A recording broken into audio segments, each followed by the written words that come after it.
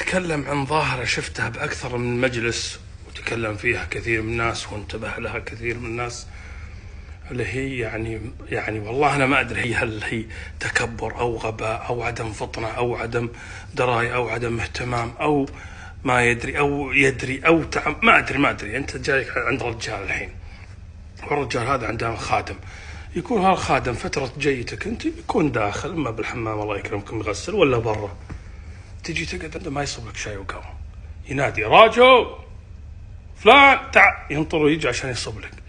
ومصيبة إذا طول شوي يقوم ما يبي يقوم يصب لك، يقوم يروح يفتح الباب ينادي الخادم، زين بدال هالقوم أنت ليش ما تقوم؟ هو الضيف اللي جايك هذا مو جاي عندك، تروح خادمك الحين مشغول يمكن بحمام يمكن شيء، ليه ما أنت تصب لضيفك؟